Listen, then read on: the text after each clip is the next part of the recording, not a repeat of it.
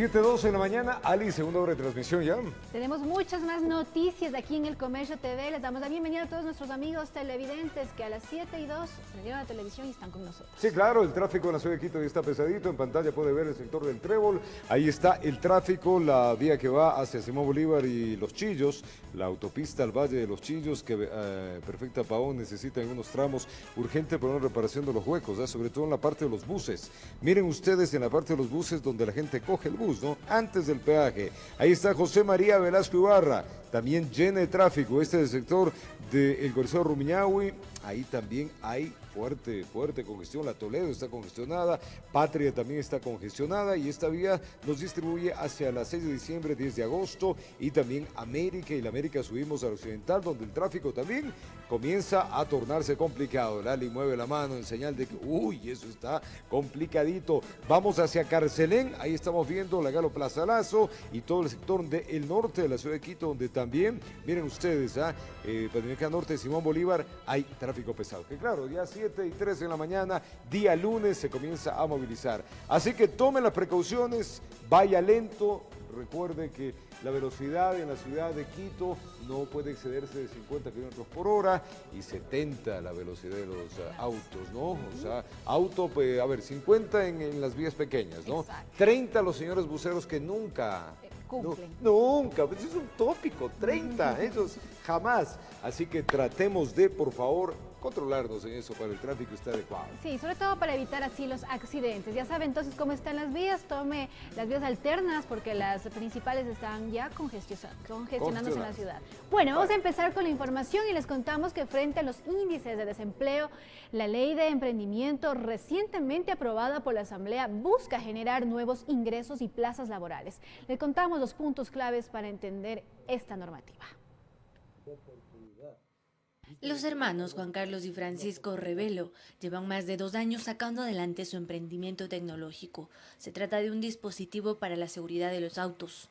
Como ellos, existen en Ecuador al menos 5 millones de personas que tienen un negocio. No todos se califican como emprendedores, pero sí muchos podrán beneficiarse de la ley recientemente aprobada en la Asamblea. Nos va a ayudar directamente a nosotros a futuro a través de estas fuentes de financiamiento privadas y a través de esta simplificación de trámites justamente para la constitución de empresas. Es un apoyo enorme que hacen al emprendedor, porque así se dinamiza la economía del país con el emprendimiento. La ley, que fue aprobada con unanimidad en el Pleno, busca la generación de oportunidad de empleos a través del emprendimiento y la innovación. Con esta ley damos un marco jurídico al emprendedor y al innovador, le damos formalidad y sobre todo lo ayudamos.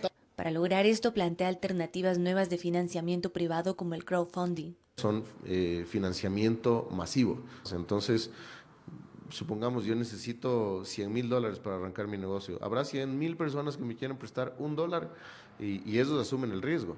Esto en el mundo ya sucede, no es algo que nos estamos inventando en el Ecuador. Camilo Pinzón, de la Alianza para el Emprendimiento y la Innovación, asesoró técnicamente a la creación de esta ley.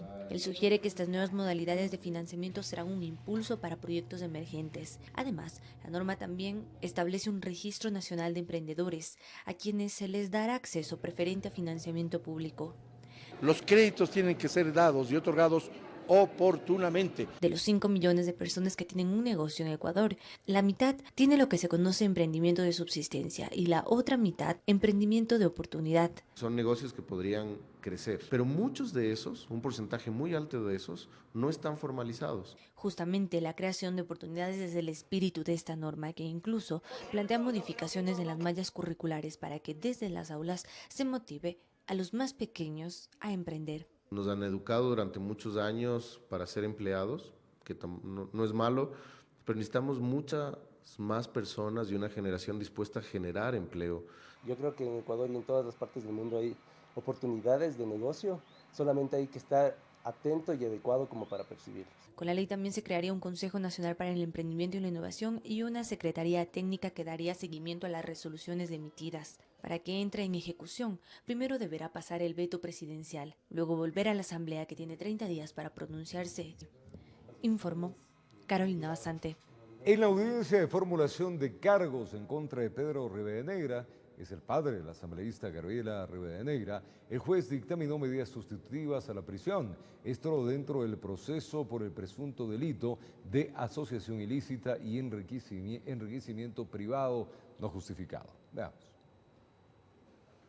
Pedro Rivadeneira, padre de la asambleísta Gabriela Rivadeneira, deberá presentarse una vez a la semana en la Fiscalía de Otavalo y tiene prohibición de salida del país, dentro del proceso por el presunto delito de asociación ilícita y enriquecimiento privado que fue planteado por la Fiscalía. Y esto es una buena noticia por cuanto se le permite a una persona como él, inocente, como se ha probado en esta audiencia hasta la saciedad, y que lo reiteraremos en estos 90 días de instrucción fiscal, entonces que se pueda defender en libertad. Asimismo, el juez dispuso la retención de cuentas bancarias y no enajenación de un bien inmueble y varios vehículos. La defensa técnica de Pedro Rivadeneira criticó la actuación del juez, ya que mencionó que la única vinculación a la detención fue por la venta de un inmueble. Que no ha cobrado todo el dinero. Y según Fiscalía no ha cobrado porque no le transfirió las cuentas. Ese es el único elemento de condición que tuvieron para armar este escándalo. Que se encontró en poder de Pedro Rivadeneira $5.900.000 es irresponsable. Uno de los elementos de convicción que presentaron en la audiencia fue el informe sobre la presunta compra y venta de un inmueble, operación que habría sido ficticia, que a decir del agente fiscal son elementos suficientes sobre la existencia de la infracción y la participación de los ciudadanos. Mientras tanto, Mauro F., acusado por los mismos delitos, permanecerá con prisión preventiva. Su abogado mencionó que existen inconsistencias en el proceso. Aquí no hay una sola pericia que apunte a un enriquecimiento o a una defraudación tributaria. Aquí lo que se ha hecho es coger una información del SRI y de la UAP, pero jamás se pudo comprobar que en esos movimientos bancarios o que en las cuentas de mi patrocinado hay las cantidades exorbitantes. Los procesados fueron detenidos la noche del pasado 9 de enero en un operativo en donde se allanaron 4 inmuebles en Otavalo y Cotacachi. Mientras se desarrollaba la diligencia, la asambleísta Gabriela Rivadeneira viajó a México, donde se le otorgó asilo político. La audiencia de formulación de cargos se realizó en la unidad penal de Otavalo la madrugada de este sábado. La instrucción fiscal durará 90 días. Con imágenes de Amparito Rosero, informó Priscila Cadena. Y el legislador Fabricio Villamar presentó un pedido para que la Asamblea Nacional declare el abandono del cargo de los 3 asambleístas del correísmo asilados en México: Gabriela Rivadeneira, Soledad Buendía y Carlos Viteri. Una vez que los legisladores de la Revolución Ciudadana, Soledad Buendía, Gabriela Rivadeneira, Carlos Viteri y el alterno Fernando Molina, abandonaran el país con destino a México, el asambleísta Fabricio Villamar presentó un pedido a la legislatura para que el CAL ponga a disposición del Pleno una resolución que declare el abandono del cargo de los asambleístas correístas titulares. La Ley Orgánica de la Función Legislativa no contempla el abandono del cargo. Ley Orgánica de la Función Legislativa, hecha por la mayoría que dirigía la Asamblea en ese momento. Entonces hay que darle una solución a la República. Por eso les hacía caer en cuenta que el artículo 7 de la Ley Orgánica de la Función Legislativa establece que es el Pleno el que tiene que tomar resoluciones al esto como máxima autoridad. Bueno, primero decirles que nuestros compañeros no han perdido la categoría de asambleístas. Pues una vez que se oficialice la terminación de sus funciones, se pretende titularizar a los alternos de forma definitiva hasta la terminación del periodo en 2021. Por lo tanto, existe una voluntad expresa de estos asambleístas de dejar su cargo, porque parte de los requisitos que el asilo exige es evitar hablar de política del país del cual han pedido asilo. Así es que en la práctica voluntariamente han dejado de ser asambleístas. En este sentido, el segundo vicepresidente de la Asamblea, Patricio Donoso, discrepa.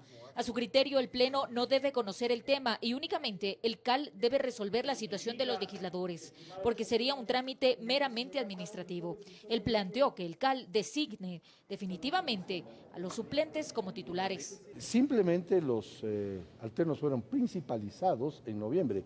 Hoy se ratificará, de acuerdo a mi opinión, del CAL, esa principalización de los alternos, con todas las prerrogativas y beneficios que tenemos los legisladores, sueldos y equipo. Y en cuanto a la inmunidad parlamentaria de los legisladores, Donoso asegura que también es competencia del CAL. Eso vamos a resolverlo en el CAL, de acuerdo a lo que manifiesto en relación a la principalización de los alternos. Ese es un tema más bien de orden jurídico.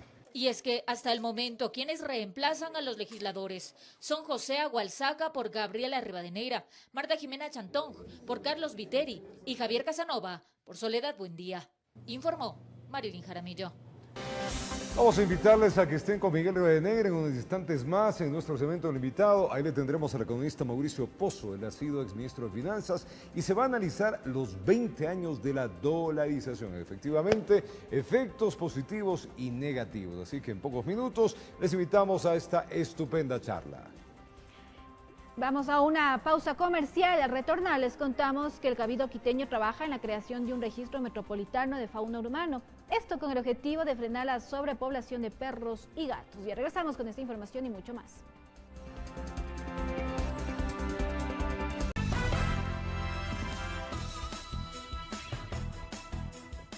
Continuamos con más información aquí en El Comercio TV. Les contamos que el proceso de juicio político que se lleva a cabo en la Asamblea en contra de la presidenta del Consejo Nacional Electoral, Diana Atamaín, profundiza las pugnas al interior de esta institución. Los consejeros deberán comparecer en la Asamblea en medio de la disputa. Desde inicios de la gestión del Consejo Nacional Electoral presidido por Diana Atamaín en noviembre de 2018, fueron visibles las pugnas internas y la división de los consejeros en dos grupos, una mayoría liderada por Atamaín, José Cabrera y Estela Suero, mientras que la minoría la conforman el vicepresidente Enrique Pita y Luis Verde Soto. Frente a las puertas de un juicio político contra Diana Atamaín, las discrepancias se notan aún más, sobre todo en los argumentos utilizados por la presidenta del CNE para defenderse. Detrás de esto es de que Creo se quiere tomar el Consejo Nacional Electoral. Creo auspició la candidatura del vicepresidente Pita, a quien no le hizo gracia este comentario. Es de alguna manera irrespetar a los miembros de la Asamblea Nacional, a los asambleístas. Sería también de alguna manera ofender a los que integramos esta institución, a los demás consejeros, por el hecho de que está insinuándose que serían tontos útiles. El CNE es una de las instituciones con menor credibilidad actualmente. Y este no es un secreto para los consejeros, que admiten que las disputas han hecho daño a la institución. El país nos está pagando para que tomemos acciones en bien de la democracia y que asistamos. No dice si es que la presidenta le da o no funciones a un consejero. Es muy difícil trabajar bajo el asedio absolutamente irresponsable administrativo que se ha hecho. Es muy difícil. El trabajo de todos los funcionarios está en la mira de la Asamblea actualmente y entre ellos el cruce de acusaciones no termina. Todo lo que han hecho los consejeros Verde Soto y Pita con denuncias infundadas hicieron muchísimo daño a un proceso electoral eminentemente transparente. No han sido juzgados los eventos que se han producido en esas provincias en una forma eficiente y eficaz porque no ha existido la voluntad en este Consejo Nacional Electoral. Todos los miembros del CNE deberán comparecer a la legislatura en los próximos días, en donde no se descarta iniciar otros procesos de juicio político, alguno de ellos. Informó Carolina Basante. Vamos a contarles que la audiencia preparatoria del juicio en el Ecuador al informático sueco Ola Bini fue fijada para este 17 de febrero. Así lo informó su abogado Carlos Soria. El informático estaba a la espera de la audiencia preparatoria desde el mes de octubre, pero esta fue anulada justamente por las protestas a nivel nacional. Desde abril del 2019, Ola Bini estuvo detenido durante 70 días, pero gracias a un habeas corpus pudo salir en libertad y se le otorgaron medidas cautelares. Y en el marco de su Consejo Nacional celebrado este sábado en Quito, el Movimiento Unidad Popular anunció que apoyará la candidatura de la organización indígena para las elecciones presidenciales del 2021. La dirigencia de Unidad Popular lanzó un llamado a las organizaciones políticas y grupos sociales a conformar un frente de izquierda, una nueva alternativa que apoyará al movimiento indígena en las elecciones presidenciales de 2021. Por eso hacemos un llamamiento a este frente social y político muy amplio y creemos desde Unidad Popular que las candidaturas deben surgir desde las bases. Particularmente pensamos que llegó el momento que la presidencia del Ecuador llegue una candidatura que surja del movimiento indígena. Aunque no dieron detalles del posible candidato presidencial, sortearon nombres para los nuevos precandidatos a la legislatura, en un marco del Consejo Ampliado celebrado en la ciudad capital, en el que participaron dirigentes de varias provincias de su partido. Para la Asamblea Nacional tenemos algunos nombres en efecto, como el compañero Jorge Escala, por ejemplo, como el propio Giovanni Atarihuana, entre otros nombres que estamos barajando en este momento, como también aquí en Pichincha. El movimiento también analizó la situación política y económica del país.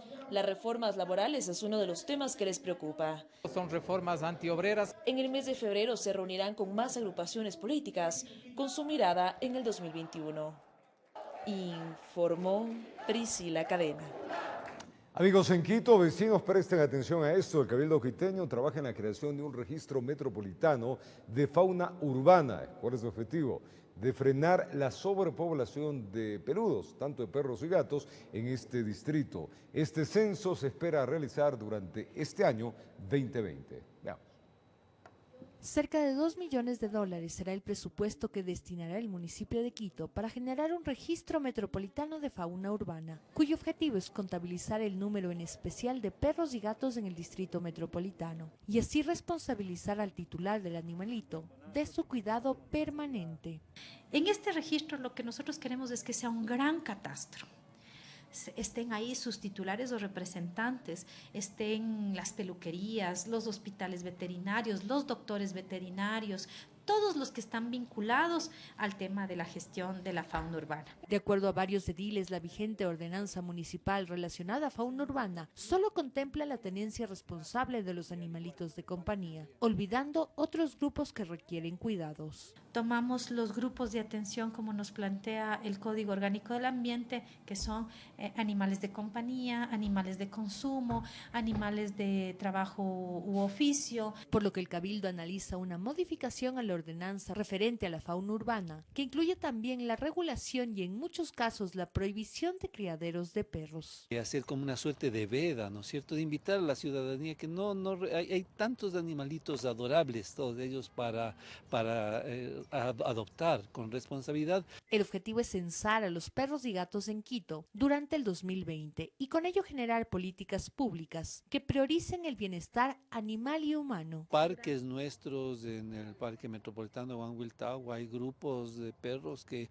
han atacado incluso a personas, en algún momento se produjeron muertes también. Se espera que en el mes de febrero el Consejo Metropolitano debata las modificaciones a la ordenanza para su pronta entrada en vigencia, informó Sofía Vintimilla. Y es momento de hacer una nueva pausa comercial. Al retornar les contamos que por decreto ejecutivo el mandatario Lenín Moreno designó a Patricio Carrillo como nuevo comandante general de la Policía Nacional. Gracias por seguir con nosotros. Les contamos que por decreto ejecutivo el mandatario Lenín Moreno designó a Patricio Carrillo como nuevo comandante general de la Policía Nacional. Conozcamos la trayectoria de la nueva autoridad. Hernán Patricio Carrillo Rosero fue designado por el presidente de la República, Lenín Moreno, a través de decreto ejecutivo 973 como el nuevo comandante general de la policía.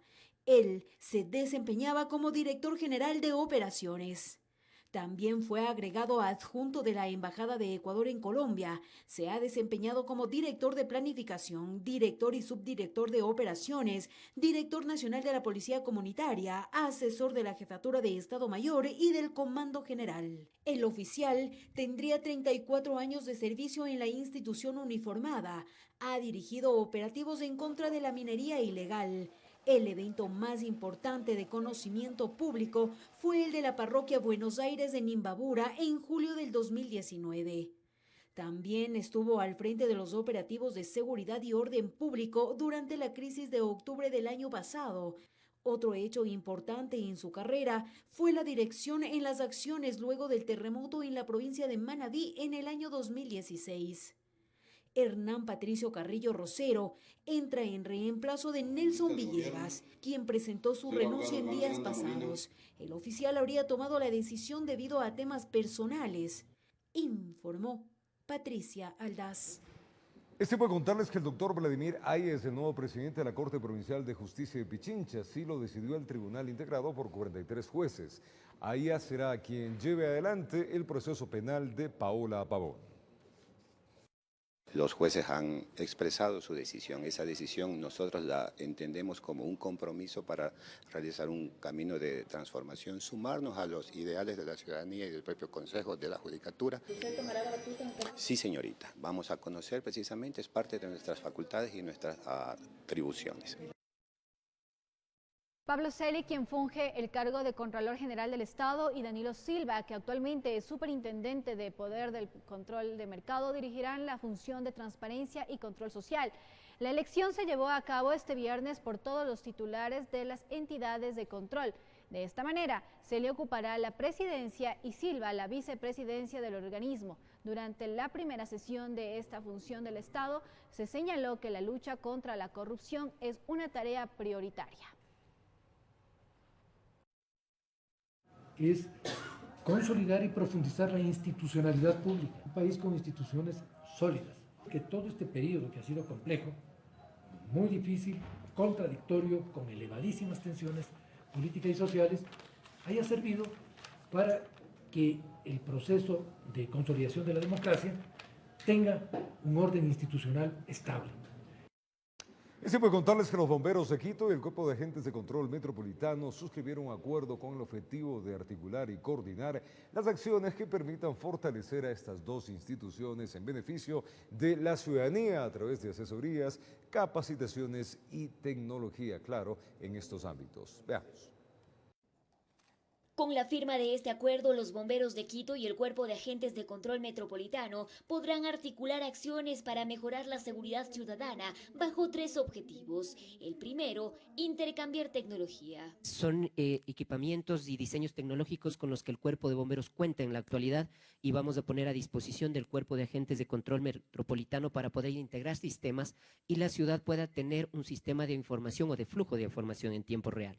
El segundo objetivo es recibir capacitación mutuamente. Y obviamente el Cuerpo de Agentes de Control cuenta con algunas actividades como guías de canes, como escombreras para actividades de búsqueda y rescate que también pueden ser y de hecho serán de utilidad para el Cuerpo de Bomberos. Y el último es intercambiar procesos para la administración de personal y planes de carrera para los agentes de control. Vamos a fortalecerlos. Vamos a iniciar con el plan de carrera, donde serán institucionalizados. Por su parte, el secretario de Seguridad, Juan Pablo Burbano, resaltó que este acuerdo llega en el marco del plan de seguridad con el que cuenta luego de 12 años el Distrito Metropolitano de Quito. Y el segundo núcleo que tenemos ya preparado para fin de este mes es el plan de riesgos. Un mapeo completo de todos los sectores vulnerables en el Distrito Metropolitano de Quito que nos permitan también actuar de manera preventiva, ya no reactiva. En Quito informó Adriana Rojas.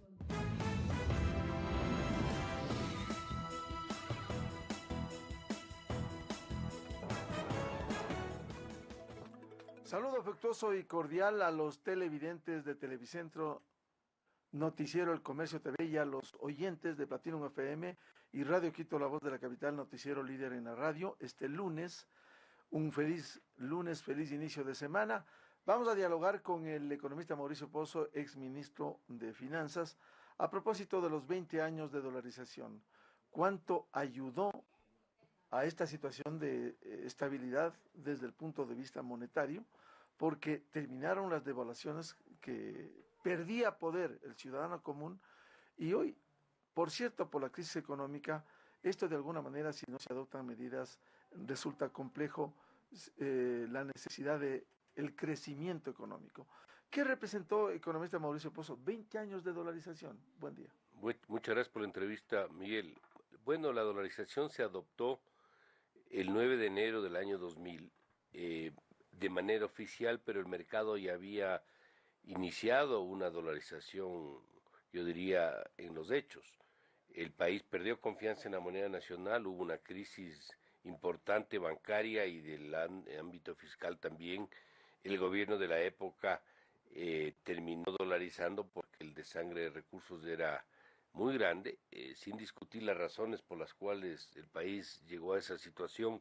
En ese momento creo que era la mejor alternativa y luego de 20 años yo creo que el saldo es favorable. Yo creo que la aplicación de este régimen nos ha permitido sortear algunos problemas, crisis como por ejemplo fueron las 3 destituciones presidenciales que se produjeron a partir del año 2000, problemas de gobiernos derrochadores como el caso del gobierno anterior, que sin la limitante o el saco de fuerza de la dolarización habría significado depreciaciones aceleradas del tipo de cambio o devaluaciones que se conocen más comúnmente, inflaciones altas, tasas de interés altas y un clima de inestabilidad total.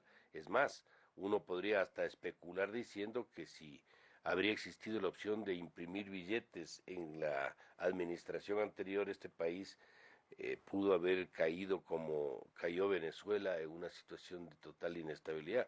Entonces, un poco para decirlo de una u otra forma, la dolarización tiene un saldo de aplicación favorable para el Ecuador, pero tampoco hay que verse como ni la solución de todos los problemas, como tampoco el causante de problemas. Uno puede tener sin duda crisis en dolarización. Lo que pasa es que los impactos son distintos. No son los impactos de inflación y de devaluación, pero sí son los impactos en cantidad, es decir, un país que se deprime, un país que se estanca o un país que entra en recesión con los agravantes en términos, por ejemplo, de empleo. ¿Cuál hubiese sido el escenario en el Ecuador sin dolarización hoy, con el gobierno irresponsable anterior, en donde se gastó más de lo que ingresó? Bueno, si uno hace una lectura de la administración de las finanzas públicas a lo largo de los últimos 20 años y ve del 2000 a la fecha, se va a dar cuenta que los periodos donde más plata hubo, que fue en el gobierno anterior, son los periodos de los mayores déficits fiscales. ¿Cómo se cubrió eso? Como el gasto no se redujo y los ingresos sí generaron recursos por las 20 reformas tributarias que se dieron. La otra forma de ajustar ese exceso de gasto fue el endeudamiento. Si no habría existido la dolarización, lo más probable es que habría habido una combinación tenebrosa entre endeudamiento e impresión de billetes con tipo de cambio en las nubes. Eso habría significado un deterioro del poder adquisitivo, algo que no ha ocurrido en el Ecuador. El poder adquisitivo del salario se ha mantenido, por un lado. Por otro lado, haber alcanzado el ingreso familiar, la canasta básica que ahora ya tenemos, eso también habría sido imposible, porque los salarios habrían tenido que crecer de una manera tan acelerada como se aceleraba o se aceleraría el tipo de cambio de la inflación. Entonces, esa habría sido lamentablemente, menos mal que nunca ocurrió, la secuela de una posibilidad de moneda nacional con un gobierno que no actuaba de manera responsable. ¿Y cuál la ventaja para el Ecuador con la dolarización estos 20 años? El país tiene, en primer lugar, un riesgo menos que la mayoría de países de la región para atraer inversión extranjera. Aquí no ha venido la inversión extranjera por la inseguridad jurídica, por la inseguridad o la falta de estabilidad tributaria, inclusive inestabilidad política en algunos casos, pero tenemos el atractivo del dólar. El inversionista en el Ecuador, dólar que arriesga es el mismo dólar que retira. Es decir, no existe el riesgo cambiario de que ya no pueda retirar los mismos recursos que invierte. Esa posibilidad le da la dolarización al Ecuador. En segundo lugar, todos los meses podemos comprar prácticamente lo mismo. No tenemos el impacto que tuvo el ciudadano no se antes. pierde el poder adquisitivo, claro, que con el Sucre que tú necesitabas día cada vez más plata para comprar lo mismo, o cada vez más sucres para importar lo mismo, porque la depreciación también se aceleró. Recordemos, Miguel, en diciembre del 98, el tipo de cambio fue de 5.850 sucres por dólar en esa época. En enero del 2000, es decir, menos de 13 meses después, el tipo de cambio que se aplicó para dolarizar oficialmente fue de 25.000. Es decir, una depreciación de 260%. Los salarios se dividieron para 3. Esos son los temas que no tenemos ahora y que de alguna manera ilustran el beneficio de la aplicación de este sistema. Así como al ciudadano se le pulverizaba los sucres día a día con la paridad de cambio con el dólar, también hubo sectores que se beneficiaron, o sea, digamos, los exportadores, y esto puso en carrera para el mejoramiento de la producción, productividad, competitividad, porque también vivían del cambio del dólar al sucre. Bueno, yo creo que la recibían más dolarización, sucres. así es, yo creo que la dolarización ayudó inclusive para generar un real trabajo de mejoras de productividad sin el subsidio del Estado, pongámoslo entre comillas, que fue la devaluación. Es decir, por ejemplo, el sector exportador se vio sometido a mejorar sus procesos, volverse más innovador, mejorar la calidad de sus productos de exportación, etcétera, para poder seguir vendiendo y crecer en los mercados externos. Había mucha preocupación cuando se adoptó la dolarización de que el sector exportador le iba a ir mal. Nunca le ha ido mejor, Miguel. Nunca le ha ido mejor al sector exportador que con moneda extranjera. Y esto sí es una, de alguna manera, información que nos permite tener confianza en nosotros mismos de que sí podemos y somos capaces de poder competir en los mercados sin necesidad de el apoyo que tenía años atrás el tipo de cambio y la devaluación. Bueno, tenemos una moneda dura, pero ¿cómo mejorar producción, productividad y competitividad que permita generar empleo, que es uno de los problemas que tenemos? La dolarización, como hemos conversado, no es que no tiene sus propias limitaciones, por supuesto que tiene.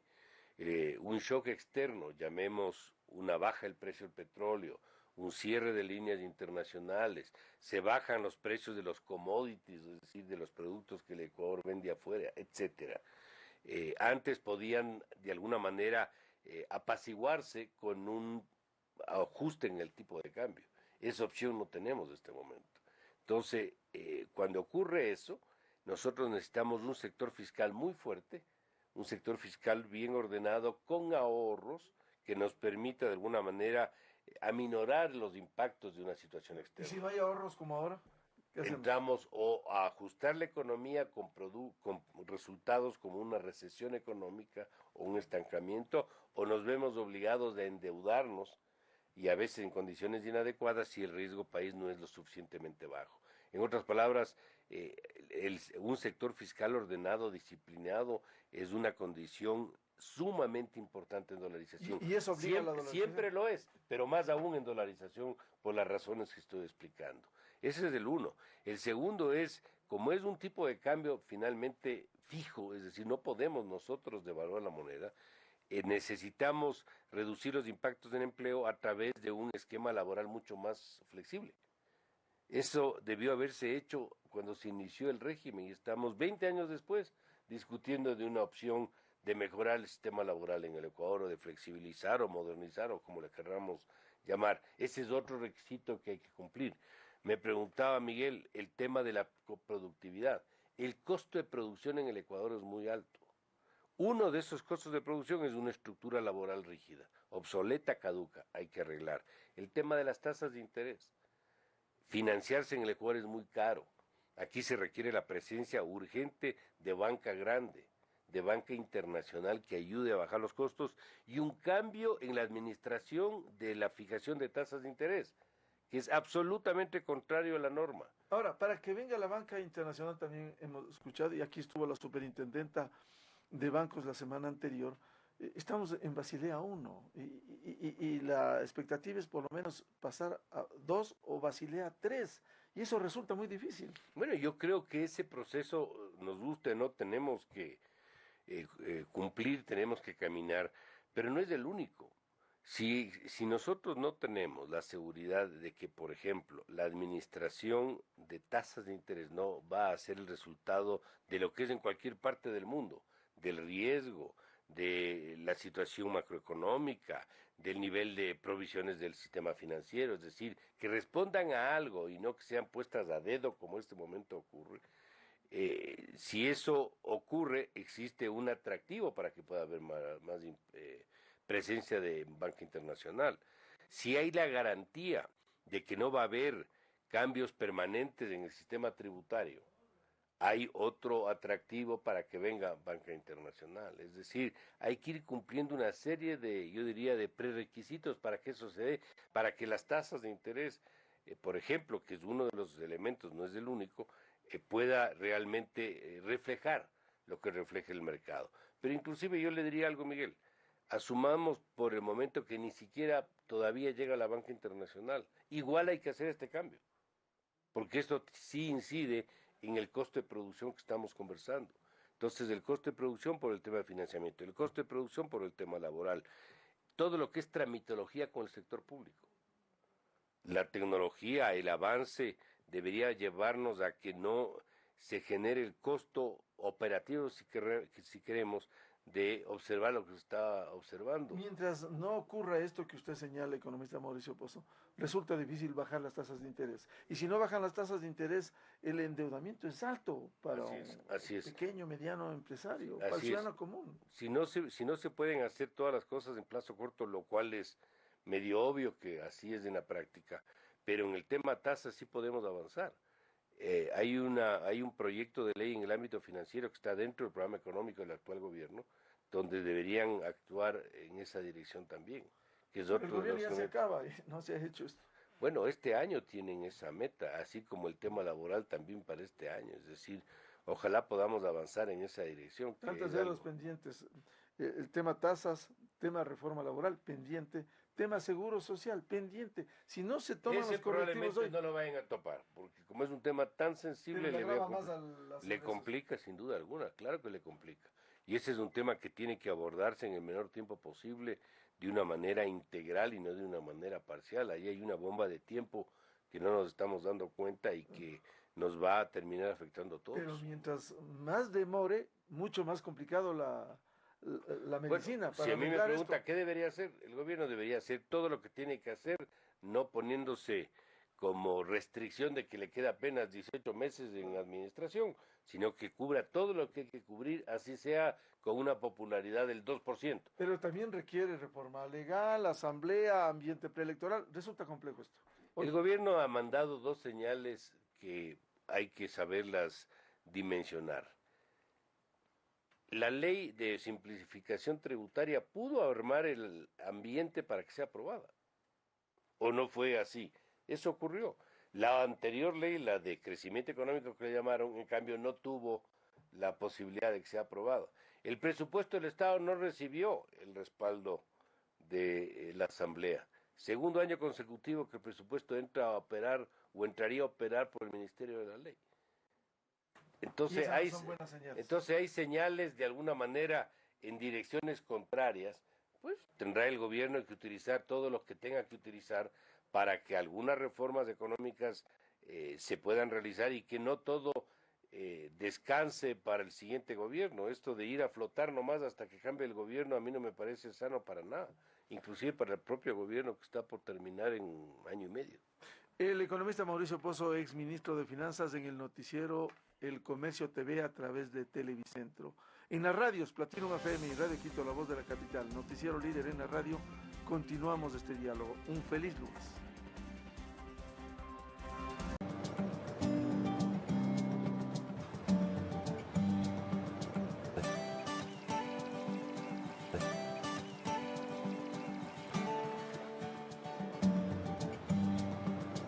Las esculturas, las canastas, los jarrones, los tejidos, todos estos elementos, amigos, considerados como artesanías, ayudan a mantener viva la vida de las culturas del país. Conservarlas y valorarlas queda realmente en manos de todos. Conozcamos un poco más.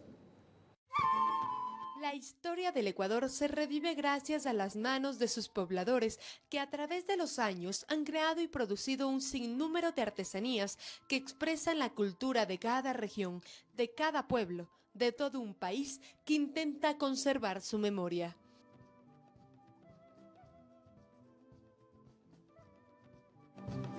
Los objetos construidos a través del barro o la piedra por los antepasados reflejan las creencias que se regían en la naturaleza antes de que se imponga el cristianismo. La tierra era representada a través de la figura femenina en honor a su fertilidad. Los animales simbolizaban tanto el poder como la sabiduría. En la comunidad de Tigua, los indígenas perfeccionaron su técnica de pintura gracias a las clases dictadas por Osvaldo Guayasamín, pintor ecuatoriano reconocido internacionalmente. Los colores son lo que caracterizan a estos cuadros que dan vida. Esto mientras los salasacas de la provincia de Tungurahua se reconocen por sus tejidos artísticos. Tengo amor al hacer cualquier diseño. No es que selecciono el diseño o logotipo, le amo hacer yo, le quiero mucho, tengo que tener mucha delicadeza para hacer.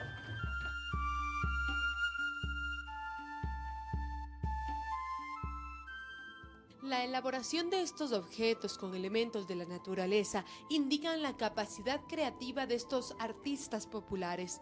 Su importancia radica en conservar la memoria y la historia de todo un país y de quienes habitan en él.